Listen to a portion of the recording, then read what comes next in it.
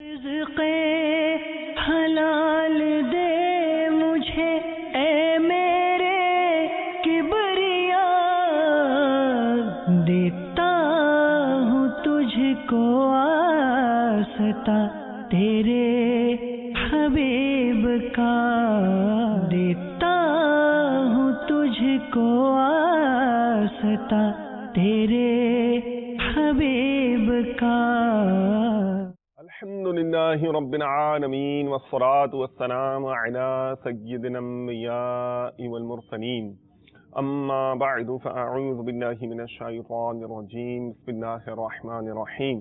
الصلاة والسلام علیک یا رسول اللہ وعلی آلک واصحابک یا حبیب اللہ، الصلاة والسلام علیک یا نبی اللہ وعلی آلک واصحابک یا نور اللہ۔ مدنی چینل کا وہ سلسلہ جو ٹریڈ، انڈسٹری، کامرس، پروفیشنلزم، مختلف قسم کے پروفیشنز کو، مارکیٹس کو، صنعت کو، حرفت کو، تجارت کو اور مختلف پیشہ ورانہ امور جو ہوتے ہیں انہیں شریعت مطہرہ کی روشنی میں کور کرتا ہے، اور الحمدللہ شریعت مطہرہ کے حوالے سے رہنمائی فراہم کرنے، اصول بیان کرنے، مسائل کا حل تجویز کرنے، حکم شریعت بتانے کے حوالے سے جو مخصوص الحمدللہ میدان میں یہ کام کر رہا ہے، ایک بار پھر لے کر آپ کی خدمت میں حاضر ہیں۔ دارالافتاء اہل سنت کے مفتی صاحب جلوہ فرما ہے، اہلاً و مرحبا، ماشاء اللہ، مرحبا۔ مفتی صاحب، یعنی ٹو بگن ود، اسٹارٹ کرنے کے لیے آپ نے جو ابتدائی مدنی پھول دیا کرتے ہیں جس میں الحمدللہ بہت سارے اصول ہوا کرتے ہیں، مختصراً آپ سے جاننا چاہوں گا، پھر کالز تو ہیں، پھر ہم ان کی طرف چلے جائیں گے اور مدنی چینل کے ناظرین کو انٹرٹین کریں گے۔ انشورنس کے حوالے سے شریعت مطہرہ کی روشنی میں کچھ مختصر بیان جس سے ہم کچھ سیکھ سکیں، ہماری انسائٹ میں اضافہ ہو، شعوری سطح بلند ہو، کیا فرماتے ہیں؟ الحمدللہ رب العالمین والصلاة والسلام علی سید الانبیاء والمرسلین، اما بعد فاعوذ باللہ من الشیطان الرجیم، بسم اللہ الرحمن الرحیم۔ انشورنس کا ایک میٹر پاکستان میں شاید کم ہے، زیادہ پوچھنے والا جو سوال ہے، جی بیرون ممالک یہ ان سوالات میں سے ہے جو سب سے زیادہ پوچھا جاتا ہے، تو وہاں جب بھی لوگوں کے ساتھ بیٹھنا ہوا یہ سوال سر فہرست تھا۔ اچھا، یعنی اتنا ہاٹ ٹاپک ہے؟ ہاٹ ٹاپک ہے، اور ایک الگ اس میں چیز ہے نا۔ ٹھیک ہے، ٹھیک ہے۔ انشورنس جو ہے وہ کئی طرح کی ہوتی ہے، لائف انشورنس ہوتی ہے، جنرل انشورنس ہوتی ہے، پھر جنرل کے مختلف پارٹس ہیں، میڈیکل انشورنس بھی بعض لوگ اسے الگ شمار کرتے ہیں، بعض جنرل کی ہی قسم شاخ قرار دیتے ہیں۔ ٹھیک ہے۔ اصل چیز تو ہے طریقہ کار۔ اوکے۔ جس طریقہ کار سے کمپنیاں پیسہ کلیکٹ کرتی ہیں اور پھر انہیں خرچ کر کے آمدنی پیدا کرتی ہیں، یوں کہیے کہ ایک جو توانائی ہے، جی وہ توانائی کے لیے پہلے ایندھن ڈالنا پڑتا ہے۔ ٹھیک ہے۔ تو کہیں کوئلہ ڈالا جاتا ہے، تو کہیں گیس ڈالی جاتی ہے، ٹھیک، تو کہیں آئل ڈالا جاتا ہے، تو پھر بجلی پیدا ہوتی ہے، توانائی پیدا ہوتی ہے۔ تو یہاں سب سے بنیادی جو چیز ہے وہ تو لوگوں کی وہ رقوم ہیں جو لوگ جمع کرواتے ہیں۔ اوکے۔ اس کے بعد اصل کام شروع ہوتا ہے۔ صحیح۔ اور جو ہمارا کلام ہے وہ بھی اسی کے متعلق ہے اصل۔ ٹھیک۔ کہ پیسہ لینے کے بعد کمپنیاں جس طرح سے انویسٹمنٹ کرتی ہیں وہ طریقہ کار ایسے نہیں ہیں جو شریعت سے مطابقت رکھتے ہوں۔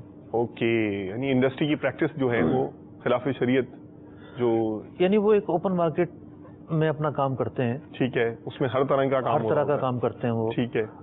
ممکن ہے کچھ پراپرٹی خود بھی خریدتے ہیں، اور باقی جو ہے وہ ایک بہت بڑی تعداد میں ان کی جو آمدنی ہو رہی ہوتی ہے وہ سودی طریقوں سے ہو رہی ہوتی ہے۔ اللہ اکبر، اللہ اکبر۔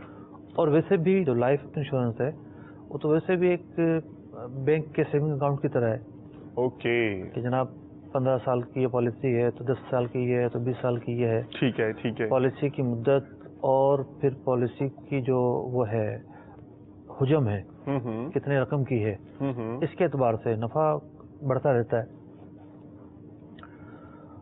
تو بعض لوگ کچھ جو ایجنٹ ہوتے ہیں سیلز مین ٹائپ کے, جی جی, ان سے بہت ساری باتیں سنتے ہیں اور سننے کے بعد فون بھی کرتے ہیں, پوچھتے بھی ہیں. ٹھیک ہے. بعض اوقات ان کے ساتھ بھی آ جاتے ہیں. تو میں تو یہ کرتا ہوں کہ ان سے کہتا ہوں کہ آتے ہوئے سالانہ آڈٹ رپورٹ اپنی کمپنی کے ساتھ لے آئیے گا.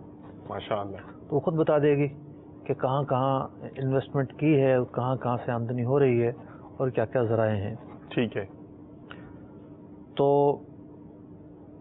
بعض اداروں نے جو ہے وہ کوئی بروشر بھی چھاپا ہوا ہے. اوکے. اور جس میں لکھا ہوتا ہے کہ ان علماء کے یہ آرائے ہیں. پتہ نہیں کون سی صدی کے علماء تھے. اچھا. اور کہاں پیدا ہوئے تھے اور کہاں رہتے تھے اور کہاں گزر گئے. کچھ نام ضرور ہیں لیکن کوئی ایسا نام نہیں ہے. مطلب کوئی ایسا نہیں کہ جیسے پروفائل جیسے علمی لحاظ سے جنہیں وجاہت حاصل ہو. ہم انہیں نہیں جانتے. ٹھیک ہے, یعنی فیلڈ میں ان کا کام ہو, واقعی ان کی علمی حیثیت ہو. ٹھیک. پھر کچھ جو ہے وہ قیاس پر مبنی قضایا ہوتے ہیں, جملے ہوتے ہیں. جی جی جی. تو اس طرح کے جملوں پر اور قیاس پر تو حلال و حرام کا دار و مدار نہیں ہوتا. ٹھیک. احکام شریعت کے حوالے سے ایک بات بڑی گردش کرتی ہے, اس کا بڑا حوالہ دیا جاتا ہے کہ احکام شریعت میں اعلیٰ حضرت نے یوں فرمایا اور یوں فرمایا اور یوں فرمایا. 2004 میں نے ایک تفصیلی فتویٰ لکھا تھا اور اس میں احکام شریعت کی جو عبارت ہے اس کے حوالے سے تفصیلی اس کا جواب لکھا تھا اور یہ بیان کیا تھا کہ غیر مسلم کمپنیوں میں اور مسلم کمپنیوں میں فرق کرنا لازم ہے. اوکے. اور جو احکام شریعت کی کوئی عبارت ہے تو اس عبارت کا پس منظر جاننے کی ضرورت ہے. اس عبارت کو ہر چیز پر نافذ کرنا اور اپلائی کرنا یہ خطا ہے. صرف ایک کمپنیاں اپنے مفاد میں استعمال کرنا چاہتی ہیں, ورنہ تو اس کا کوئی تعلق نہیں ہے اصل مسئلے سے. ٹھیک ٹھیک.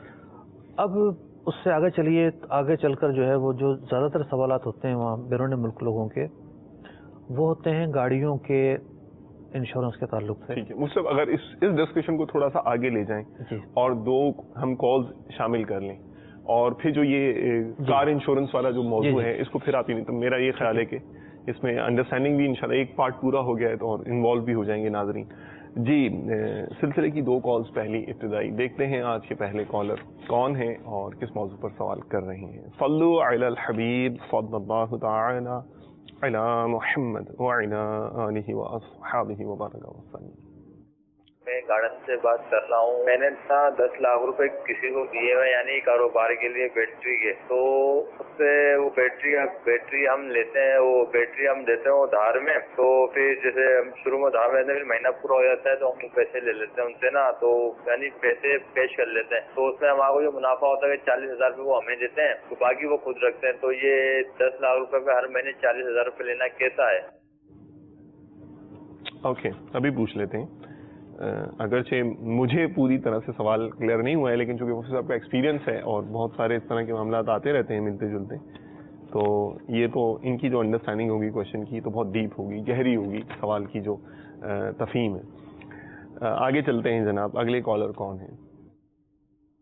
میرا نام محمد ارشاد ہے. میں پنجاب سے پیرہم محل سے بات کر رہا ہوں. میں یہاں جاننا یہ چاہوں گا کہ جو کوئی سامان کوئی چیز خریدنی ہو تو وہ 70 روپے کی آتی ہے, اس میں سے اگر وہ ہمیں 10 روپے دکاندار چھوڑ دے تو کیا ہمارے لیے وہ جائز ہے؟ جس سے پیسے ہم نے لیے اس کے لیے واپس کرنے ہوں گے 10 روپے, یا ہمارے لیے جائز ہے؟ شکریہ.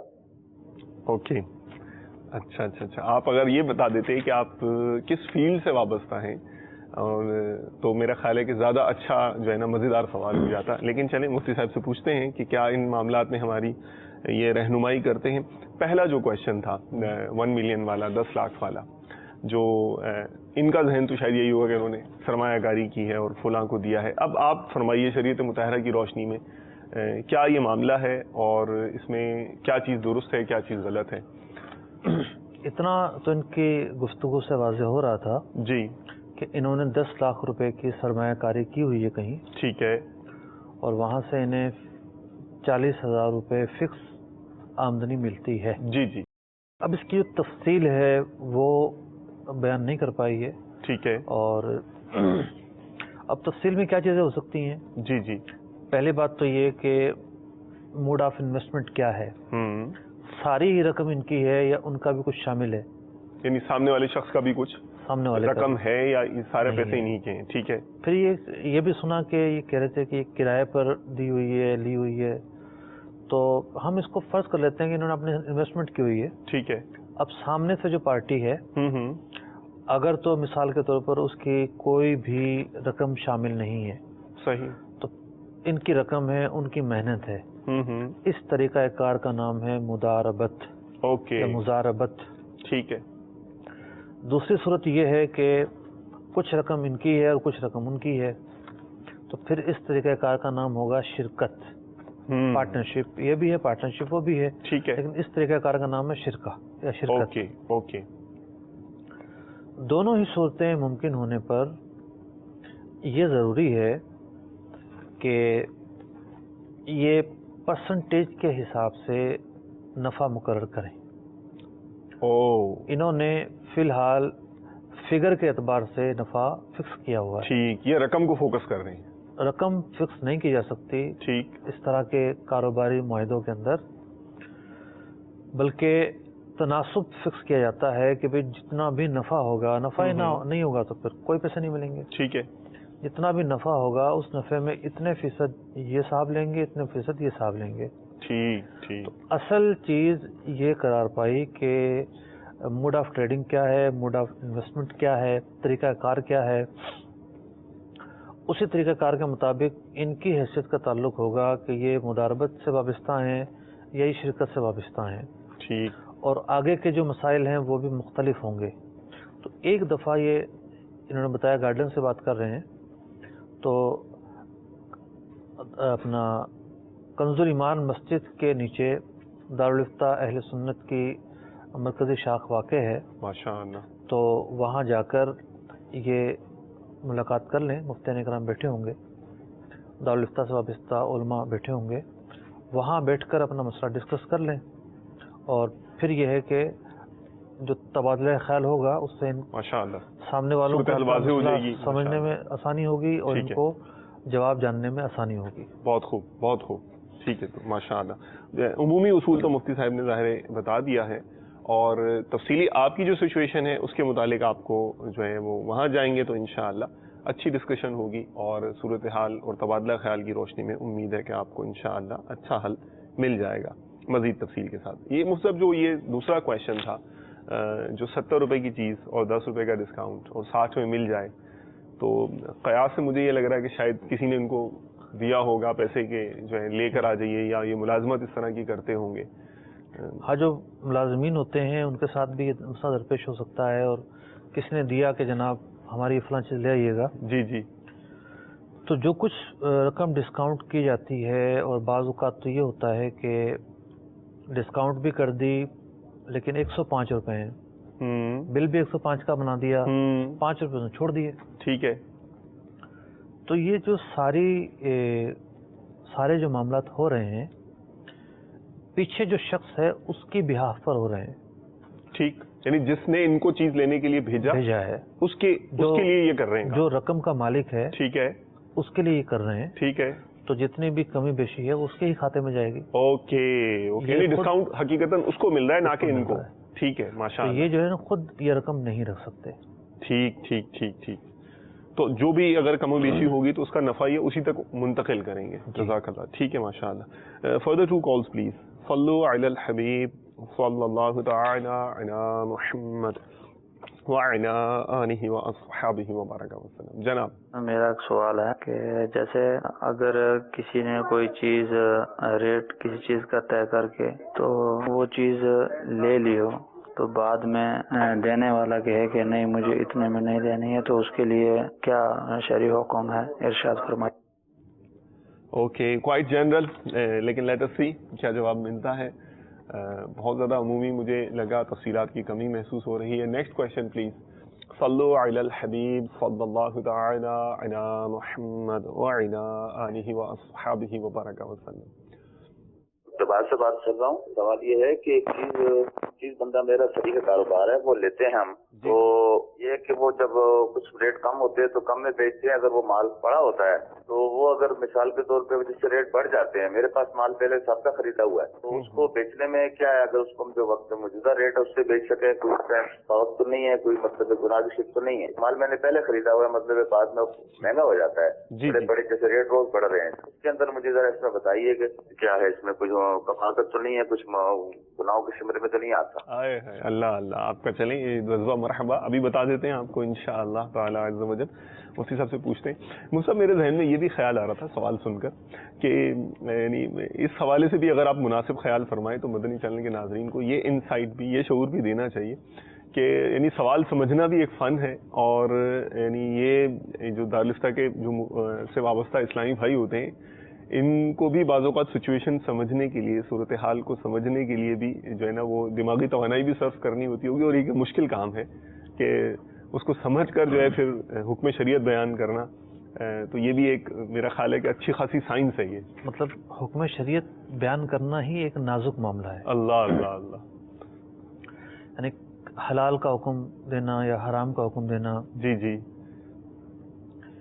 एक केस मैंने खुद डील किया, तलाक का एक मसला था। अल्लाह अकबर। अब इतना सेंसिटिव मसला, ऑफ कोर्स, सिर्फ एक लफ्ज पर हलाल और हराम का डिपेंड। अल्लाह अकबर अल्लाह अकबर। शौहर ने तलाक तलाक तलाक तो कहा, लेकिन इजाफत नहीं थी। ठीक है। शौहर यकसर इजाफत से खाली, इनकारी। तो बाज़ औक़ात ये होता है कि एक लफ्ज जो है वो हलाल और हराम का फ़र्क ले आता है। अल्लाह अकबर। तो मैंने उसको कहा, साहिल को, कि देखें हम जो भी बात कहेंगे ना, आप तो चले जाएंगे आराम से, आप उसी पर अमल करेंगे। सही। अगर हमारे मुँह से निकला हलाल तो आप हलाल समझ कर ही, हराम तो आप हराम समझेंगे। ठीक है। तो हमारे कंधों पर ज़्यादा जिम्मेदारी है, इसलिए हम इतनी जल्दी आपको जवाब नहीं दे सकते। हमें और जो न जिन जिनसे आपने बात की, जिन जिनके सामने वक़ुआ हुआ, जिन जिन को जाके आपने वाक़े की खबर दी, ठीक है, उन तमाम लोगों का बयान भी लेना पड़ेगा, ताकि हम पूरी तरह से 100% मुतमिन हो जाएं, फिर जाकर हुक्म बयान करें। माशाअल्लाह। बाकी जो आम कैफियत हैं, ख़ास तौर पर फ़िक़हुल मामलात का जो जी मामला है, तो उसके अंदर असल चीज़ ये नहीं होती कि मसले का हुक्म क्या है। ठीक है। बाज़ औक़ात उसूल, कायदे और ज़ाब्ते बड़े वाज़े होते हैं। ठीक। असल चीज़ ये होती है कि यहाँ जो सूरत बन रही है, उस सूरत के अंदर सूरत क्या बन रही है, सूरत क्या बन रही है, और कौन सा ज़ाब्ता कर्ज अप्लाई की हुआ, बन रही है या इजारे की बन रही है या सूद की बन रही है। तो सूरत समझने में ही बाज़ लोग गलती कर देते हैं। Okay okay. तो अब हुक्म तो पहले से तैयार था, असल चीज़ थी उसको अप्लाई करना। सही सही। तो सूरत समझने में गलती अगर थोड़ी भी हो, थोड़ी बहुत भी हो, तो फिर हुक्म बहुत मतलब कि बहुत हद तक तब्दील हो जाता है, यकसर ही तब्दील हो जाता है। सही। इसकी मिसाल एक मैं अर्ज़ करता हूँ। बाज़ कंपनियों ने जो है वो मोबाइल कंपनियों ने जी पैकेज निकाले कि जी आप एडवांस लोन ले सकते हैं। ठीक है। लेकिन आपको जब दोबारा देना होगा तो फिर आपको 2 रुपये या इतने पैसे या इतने रुपए ज़्यादा देने होंगे। अब लोन का लफ्ज़ जिसका तर्जुमा है कर्ज, जी जी, वापसी ज़्यादती के साथ, इजाफे के साथ। तो अब ये जो अल्फाज हैं ये बिल्कुल ये बता रहे थे कि तो सुधी मामला है। ठीक है। लेकिन जब गौर किया गया कि ये असल में हो क्या रहा है, ठीक है, तो पता ही चला कि ना तो बंदा कर्ज लेता है ना कंपनी कर्ज देती है। कर्ज तो मतलब लेन देन का नाम है ना। जी जी जी। तो कोई भी चीज़ ना हमारी जेब में आती है ना कंपनी जेब में आती है। ठीक है। तो होता ये है कि हम उसकी एक सर्विस इस्तेमाल करते हैं। ठीक। हम प्रीपेड इस्तेमाल जब करते हैं, पहले अदायगी करते हैं फिर इस्तेमाल करते हैं, तो वो सस्ती पड़ रही होती है। जी जी। हम जब बाद में पैसे अदा करेंगे तो वो अपनी सर्विस महंगी दे रही होती है। ठीक है। तो कर्ज तो यहाँ कहीं भी नहीं पाया गया। जब हकीकत पर गौर किया गया तो कर्ज कहीं नहीं पाया गया। तो फिर हमारे यहाँ से जवाब ही जारी हुआ। माशाअल्लाह माशाअल्लाह, मरहबा। تو سب سے پہلے شاید میں نے اس پر جائز ہونے کا لکھا تھا اللہ اللہ اللہ کہ یہ ہرگز جو ہے وہ قرض نہیں ہے بلکہ یہ ایک اجارے کا معاملہ ہے. ٹھیک, ایک چیز کی جو منفیت اور بینیفٹ ہے اس کے اٹھانے کا یہ معاملہ ہے. صحیح. اب سوال کی طرف رجوع کرتے ہیں مجھ سے. وہ لاہور کے جو صاحب تھے, پہلے سستا اور بعد میں پھر جو ہے نا ریٹ بڑھ جائیں اور ٹرینڈ آگے چلا جائے, انفلیشن ہو جائے تو مہنگا دے دینا, گناہ گار تو نہیں ہوں گے کیا یہ اس طرح کرنے سے؟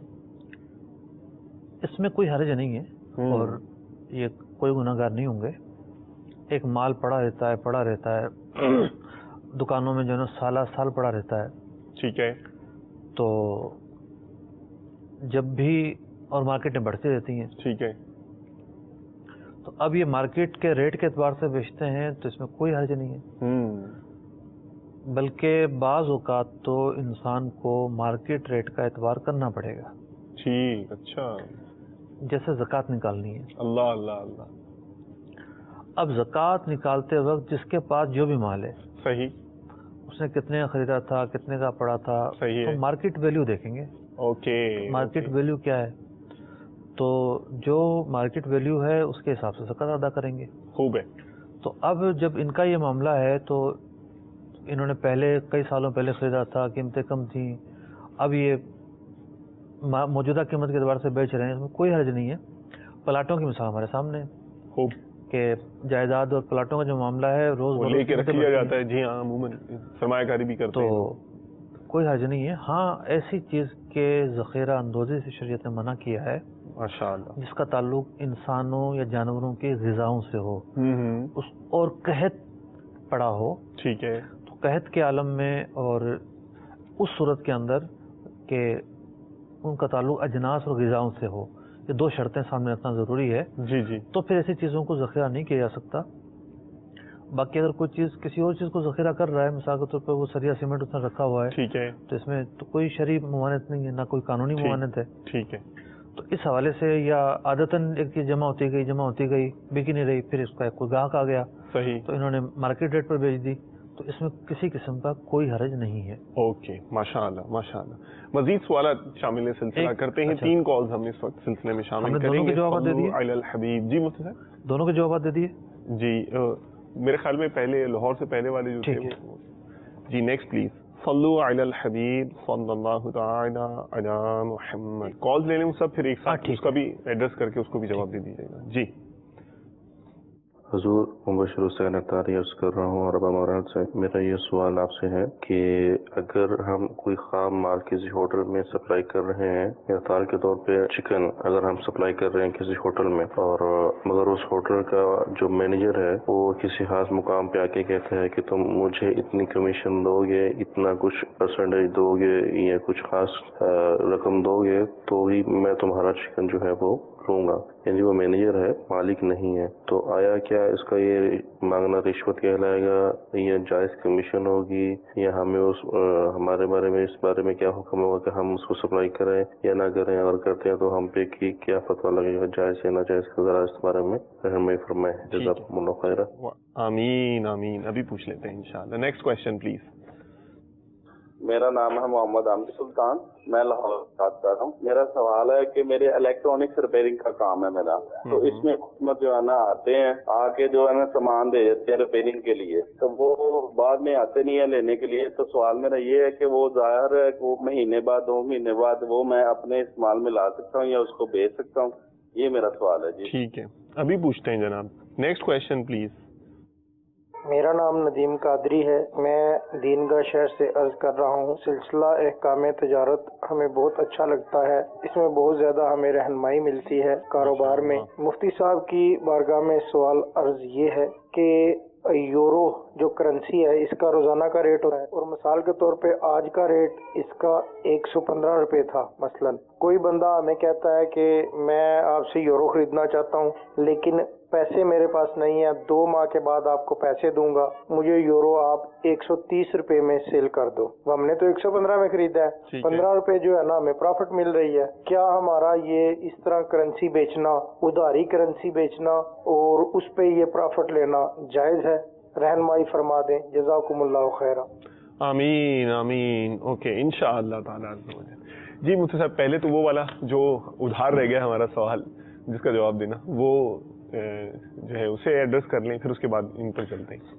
مطلب وہ سوال یہ تھا کہ ایک سودا ہو گیا, ٹھیک ہے, اور پھر وہ بندہ یہ کہتا ہے کہ جناب مجھے یہ نہیں چاہیے, میں نے واپس کرنی ہے. صحیح. یہ تو پھر کھیل ہو جائے گا نا, جو لین دین کے جو معاہدے ہیں یہ کھیل بن جائیں گے. صحیح.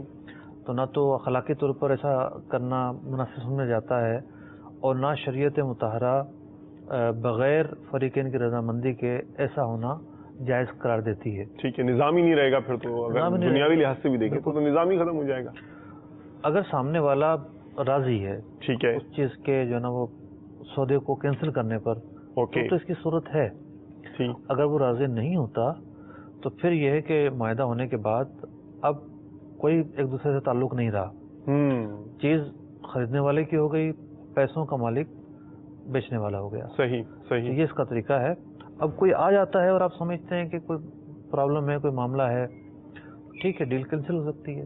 باہمی رضامندی ضروری ہے. باہمی رضامندی ضروری ہے. ٹھیک, یعنی آپشن تو موجود ہے, لیکن یہ مطلب یوں بھی ہوتا ہے نا, جب جیسے ریٹ بڑھ رہے ہوتے ہیں, پھر اس طرح کے میں یعنی فورسی کر رہا ہوں, مجھے توقع ہے کہ یہ بڑھ جائے گا, سودا میں نے کر دیا, اب میں اس کو اپنی غلطی تصور کر رہا ہوں, اور اب میں نے کچھ یعنی چالاکی, جیسے اپنے تام میں نے جو چالاکی کرنی ہے. بعض اوقات یہ معاملات خاندانوں میں اذیتیں پیدا کر دیتے ہیں. اب مثال کے طور پر کسی نے گھر خریدا, ٹھیک ہے, گھر خرید کر بیانہ دے دیا, جس پارٹی نے گھر بیچا اس نے آگے بیانہ دے دیا, ٹھیک ہے, وہ اپنا سامان مان چکے ہیں, یہ آ کر کہتا ہے کہ جی ہم نے تو مسئلہ ہے, یہ مسئلہ ہے, وہ مسئلہ ہے, فلاں ہے. اب مسائل اگر ہیں تو پھر ہر بندہ اپنے مسائل کو خود فیس کرے گا نا. صحیح ہے. سودا ہونے کے بعد تو ان کا معاملہ ختم ہو گیا. سودا ہونے کا پہلے آپ کو ایڈریس کرنا چاہیے تھا, پہلے پہلو سوچنے چاہیے, پہلے سوچنے چاہیے تھے. ماشاءاللہ ماشاءاللہ. اب صرف اخلاقی بنیادوں پر ایک بات رہ جاتی ہے. صحیح صحیح, کہ ٹھیک ہے سامنے والا اس کی مشکلات کو سمجھے اور واقعی وہ کینسل کر دے تو ٹھیک ہے, ورنہ اس کو حق نہیں ہے کہ وہ یک طرفہ کینسل کر دے, وہ دباؤ ڈلوائے یا کوئی اور حربہ استعمال کرے, وہ بات نہیں ہے. ٹھیک ہے, ماشاءاللہ, جزاک اللہ خیر. مبشر بھائی تھے یو اے ای سے, جو انہوں نے خام مال اور کمیشن والا جو کوشچن انہوں نے ریز کیا تھا, وہ اس کا کے بارے میں کیا؟ عصر حاضر کے اگر 10 مسائل لیے جائیں جو بالکل بارقۃ العارہ اور بہت مشکل جنہوں نے پیدا کی ہوئی ہے, اللہ اکبر, حلال و حرام کے معاملے میں, اللہ اللہ, یہ اس میں سے ایک مسئلہ ہے. اللہ اللہ. کہ جس کے پاس بھی آرڈر کی جو ہے وہ وصولی کا منصب ہے, جی جی, اس کے سائن سے آرڈر پاس ہوگا یا آرڈر لیا جائے گا, اب وہ رشوت مانگتا ہے. مطلب ایسا نہیں ہے کہ سرکاری محکموں میں رشوتیں چلتی ہیں, یہ پرائیویٹ سیکٹر کا سوال ہے, ہوٹل مینجمنٹ کا سوال ہے. ٹھیک ہے ٹھیک ہے. اسی طریقے سے پرچیزر تو پروکیومنٹ والے عموماً ہوتے ہیں, بہت سارے فیکٹری والے, اور ادھر ادھر یہاں وہاں. بعض لوگ کہتے ہیں کہ سیٹ لوگوں کو پتہ ہوتا ہے, بس وہ آنکھ بند کیے ہوتے ہیں. خیر ان کو پتہ بھی ہو تب بھی تو یہ رشوت ہی ہے. ٹھیک ہے. تو اب رشوت کی جو حرمت کی وجہ ہے, حرام قرار دینے کی وجہ ہے, اس کا ایک نمایاں پہلو ہے ظلم. اب یہاں ظلم کیسے ہوتا ہے؟ ٹھیک, ایک شخص ہے, اس کا مال بالکل پراپر ہے, اوکے, ہر چیز اسپیسیفیکیشن پوری کر رہا ہے, شرائط پر پورا اترتا ہے, ماشاءاللہ. اب اس کے پاس اس کو ریجیکٹ کرنے کا کوئی تو جملہ ہوگا نا, تک نہیں بنتی, لیکن یہ کیا کہے گا؟ مطلب آگے بھی جواب دینا ہوتا ہے. ٹھیک ہے, یہ کہے گا کہ مال میں خرابی ہے, اس مال میں صفائی نہیں ہے, اس مال کی بناوٹ صحیح نہیں ہے. ٹھیک ہے, خام خواہ ایلیگیشن لگائے گا. اب ایک مال میں کوئی ایسی چیز ہے ہی نہیں, اور وہ اس کے بارے میں سے ریمارکس پاس کرے گا, ٹھیک ہے, اور اس کی وجہ سے اس کی جو آفر ہے وہ ٹھکرائے گا, تو یہ ظلم نہیں تو کیا ہے؟ اللہ اکبر. تو ایک یہ معاشرے کا ایسا پہلو ہے کہ بس لوگ صرف جیبیں بھرنے کے لیے اندھے ہو چکے ہیں. ٹھیک, اچھا وہ سب اس میں ایک پہلو کی طرف اور اشارہ فرمائیے. جیسے مثال کے طور پر میں پروکیومنٹ کے محکمے میں کام کرتا ہوں, مجھے چاہیے کرسی. اب کرسی کے لیے جو ہے نا وہ میں ظاہر سیمپل منگاؤں گا, سیمپل میں نے دینا ہے ادارے میں, ایک سیمپل میرے گھر میں بھی آ جائے گا. اس کے بارے میں کیا فرماتے ہیں؟ اب جو چیز میں نے کمپنی کے لیے لینی ہے وہی چیز میرے گھر میں بھی پڑی ہوئی ہے. اب وہ ساری چیزیں جو ہیں وہ صرف گھر میں ہی نہیں آئیں گی, پتہ نہیں رشتہ داروں کے بھی جائیں.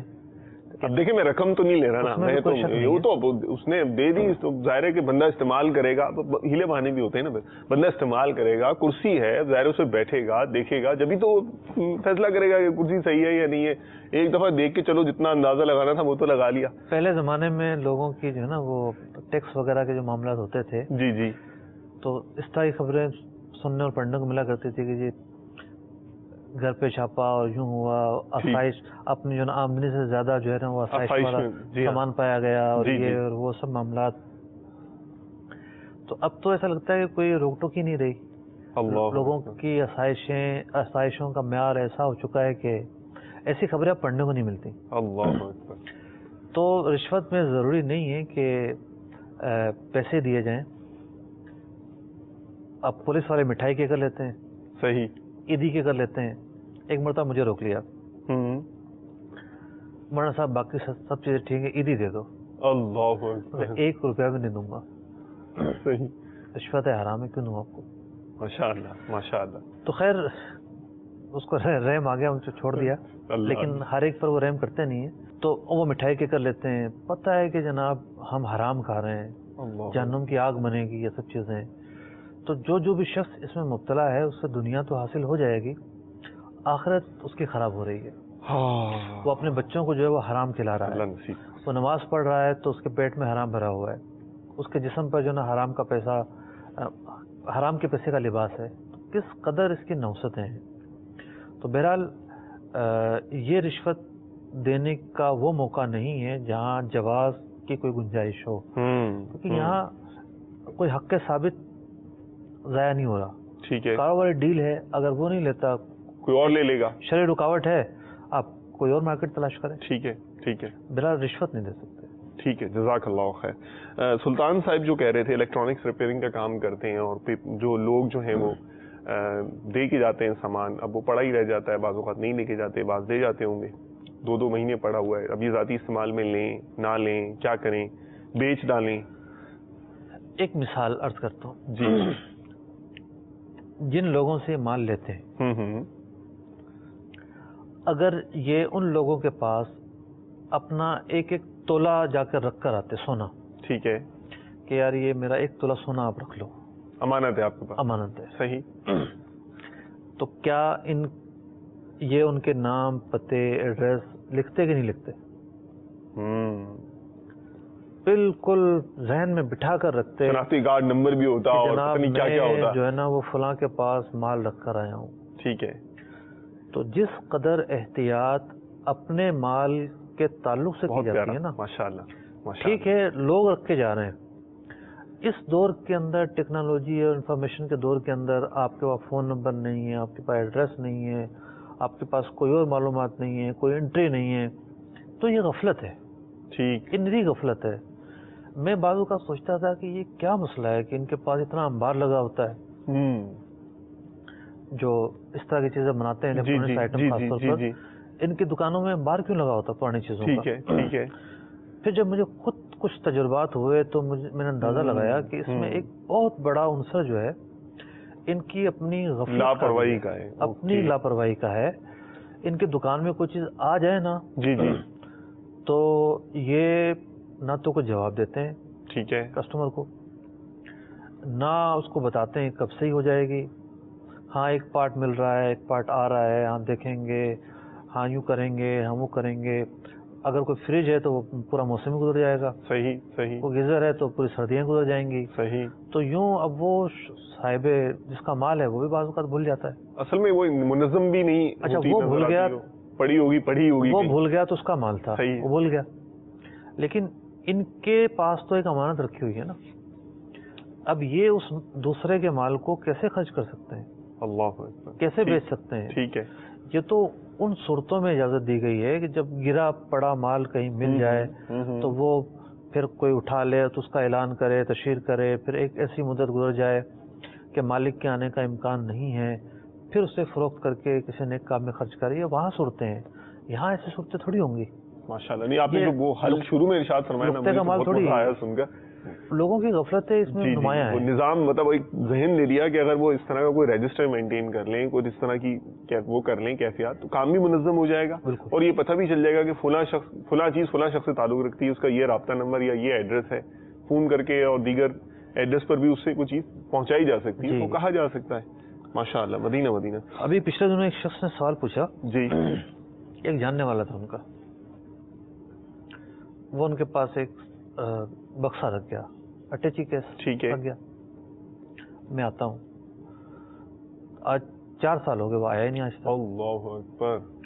تو کہنے لگے کہ میں نے پوچھا آپ کا نمبر چینج ہوگا, کہنے لگے نمبر بھی چینج نہیں ہوا میرا. اس کا نمبر ان کے پاس نہیں تھا. ٹھیک ہے.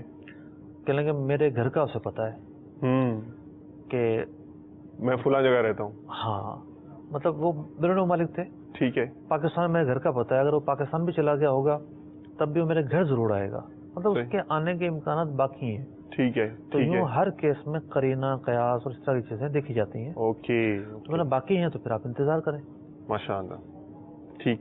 اچھا, ندیم بھائی نے جو سوال کیا یورو سے متعلق کہ آج کرنسی یہ بیچ دیں اور فیوچر کے سودے کے اوپر بیچ دیں اور ادھار بیچ دیں, 130 روپے کی بیچ دیں, گویا آج 115 روپے کا ریٹ ہے, تو یہ 15 روپے, اس سودے کے متعلق آپ کیا کہتے ہیں؟ دیکھیں, اس میں ایک صورت تو ایسی ہے کہ جو اتفاقی طور پر ناجائز ہے. ٹھیک. بہت سارے لوگوں کو اتفاقی طور پر سے مراد یہ وہ سب کا اتفاق ہے, یہ یا اتفاق سے وہ یہ ہوتا ہے نا ہم جو. ٹھیک ہے. ٹھیک, کمپلیٹلی. یعنی ٹھیک, اوکے, ایبسلیوٹلی. صحیح. تو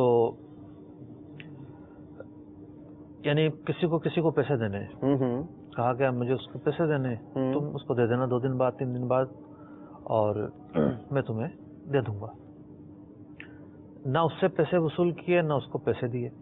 ٹھیک. سودا ہو گیا. صحیح.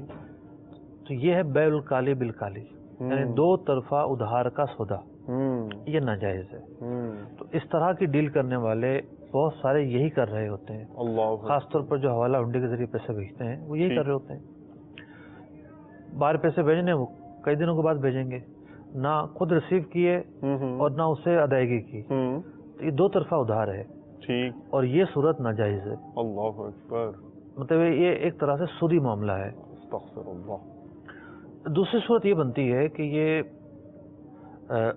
ایک طرفہ ادائیگی ہو جائے. ٹھیک. مثال کے طور پر اس نے جو ہے وہ پیسے دے دیے, یا ہم نے جو ہے وہ اپنے پیسے دے دیے, ایک طرف سے ادائیگی ہو جائے. اب یہ مسئلہ تھوڑا سا ہے پیچیدہ, اور جو علماء عصر ہیں ان کی آراء اس مسئلے میں مختلف ہے. صحیح. یعنی یورو اور پاکستانی کرنسی یا پاکستانی کرنسی اور کوئی اور ملک کی کرنسی یہ ایک جنس ہیں یا الگ الگ جنسیں ہیں. ٹھیک ہے. اگر ایک جنس مانا جائے تو اس کے ادھار کی صورت ممکن نہیں ہے. صحیح. یعنی ایک طرف سے ادائیگی ہو جائے تب بھی یہ ناجائز ہی رہے گا. دوسری صورت یہ ہے کہ بعض کی آراء یہ ہیں کہ یہ الگ الگ جنسیں ہیں. ٹھیک. اگرچہ کہ یہ ہیں دونوں کاغذ سے بنی ہوئی, جس طرح اسٹامپ پیپر اور نوٹ الگ الگ جنس شمار کیے جاتے ہیں. اگرچہ ہیں کاغذ, انہیں کوئی ایک جنس نہیں کہتا. ٹھیک ہے. اسی طریقے سے یہ الگ الگ جنسیں ہیں. اوکے. تو اگر الگ الگ جنس سے مانا جائے تو پھر ایک الگ حکم نکلتا ہے. ٹھیک ہے. تو اب ہم اسے منع ہی کرتے ہیں.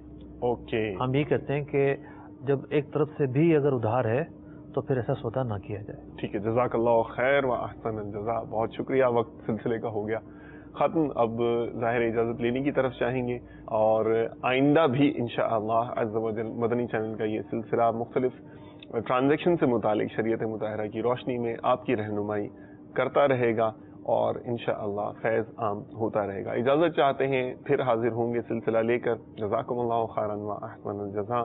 صلو علی الحبیب صلی اللہ تعالی علی محمد وعلی آلہ واصحابہ وبارک وسلم. رزق حلال دے مجھے اے میرے کبریا,